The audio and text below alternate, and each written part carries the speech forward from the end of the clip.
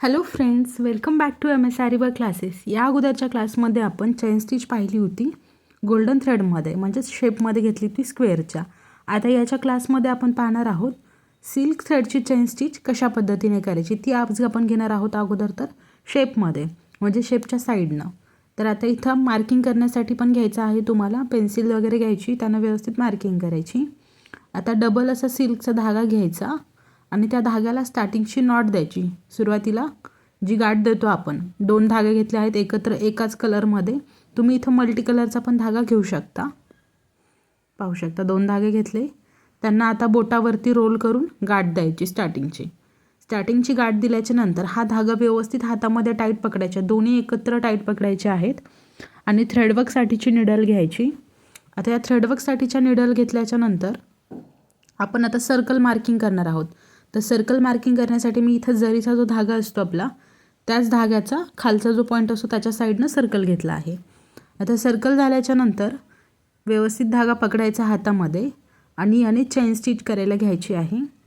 Chain करताना तुम्ही पाहू शकता अगदी धागा हलक्या हाताने वर घ्यायचा. धागा वर आल्याच्या नंतर आता व्यवस्थित धागा खेचून घ्यायचा आहे. तुम्हाला लूज ठेवायचा नाही धागा. निडल खाली टाकायची. सिल्कमध्ये वर करताना काय होतं, एक धागा खाली येतो एक वर होतो, असं होतं. त्याच्यासाठी जेवढे तुम्ही जवळ टाके घेणार, आता इथं पाहू शकता तुम्ही किती जवळ टाका घेतलेला आहे. जेवढा जवळ तुम्ही टाका घेताय तेवढं तुम्हाला चेन घ्यायला व्यवस्थित येतं. लांब टाका घेतला तर काय होतं, धागा खराब होऊ शकतो. जशी आपण जरीच्या धाग्यानं चेन स्टिच करतो त्याच पद्धतीनं ही सिल्कमध्ये चेन करायची आहे. पाहू शकता अगदी हलक्या हाताने हे स्टिचेस घ्यायचे. जास्त धागा ओढायचा नाही, असं पुढे खूप जास्त खेचून घ्यायचा नाही. जास्त खेचून घ्यायचा प्रयत्न केला तर काय होतो, खालचा धागा हा डॅमेज होऊ शकतो तुमचा, यासाठी. आणि त्याचबरोबर जर चॅनलवर नवीन असाल तर नक्की चॅनलला सबस्क्राईब करा असेच नवनवीन व्हिडिओ पाहण्यासाठी. आता इथं चेन रेग्युलर होत आहे. हा पूर्ण एक राऊंड घेणार आहोत आपण चेनमध्ये. अगदी हलक्या हाताने घ्यायचं आहे. टर्न करताना तर सपोज तुमचं एक साईडचा हा जो सर्कल आहे तो करून झाला, त्यानंतर दुसऱ्या साईडला जाताना थोडंसं रिंगला फिरवून घ्यायचं किंवा स्टँडला फिरवून घ्यायचं.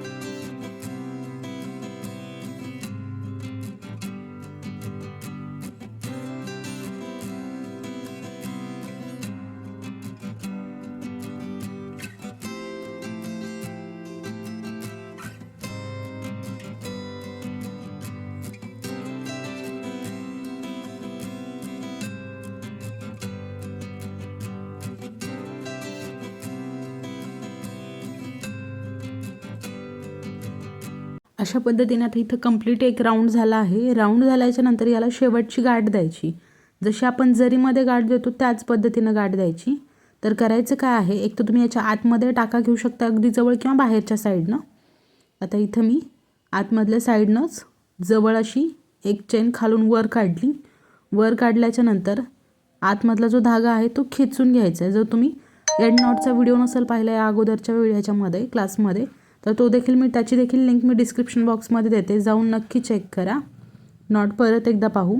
खालून धागा वर आला, धागा थोडा जास्त वर राहू द्या आणि जसं आपण जरीच्या धाग्यामध्ये नॉट दिली होती तीच नॉट इथं द्यायची आणि धागा कट करायचा. पाहू शकता तुम्ही किती छान फिनिशिंगमध्ये सर्कल झालेला आहे. आता हा सर्कल तर आपला सिल्कमध्ये रेडी झाला आहे. हा सर्कल रेडी झाल्यानंतर आपण आता ट्रायंगलमध्ये आणि हार्ट शेपमध्ये पण पाहणार आहोत कशा पद्धतीने चेन करायची पुढच्या याच्यामध्ये. चेन तीच आहे, फक्त सिल्कमध्ये करतो एवढाच फरक आहे. आता इथे सर्वात अगोदर तर हार्ट शेपच्या साईडनं खालून धागा वर काढायचा. तोच सिल्कचा थ्रेड यूज केला आहे आणि याच थ्रेडनं आता तुम्हाला या सिल्कच्या जो घेतलेला आहे त्यानं चेन स्टिच करायची या हार्ट शेपच्या बाजूने.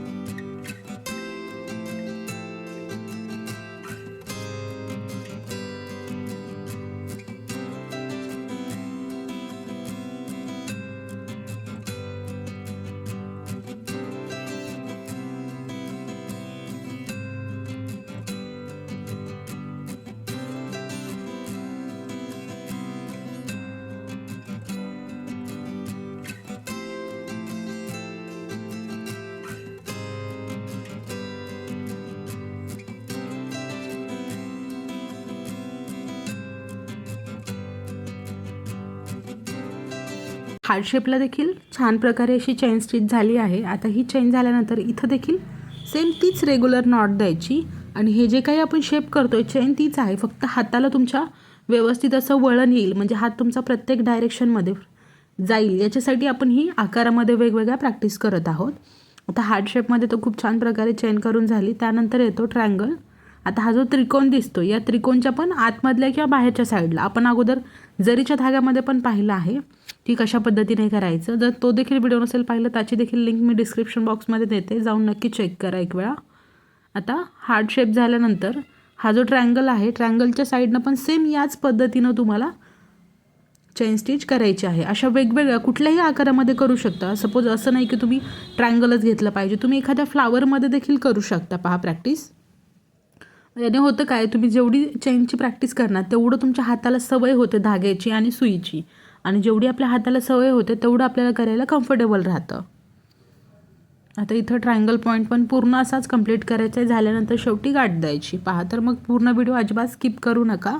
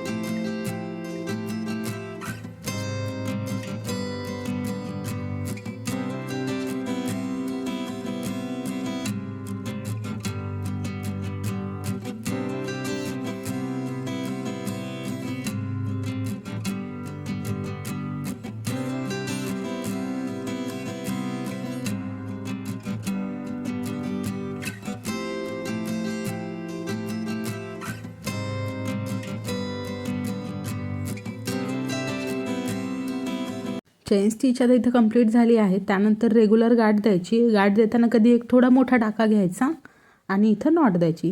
त्याचबरोबर हा व्हिडिओ कसा वाटला नक्कीच कमेंट करून सांगा. बाय.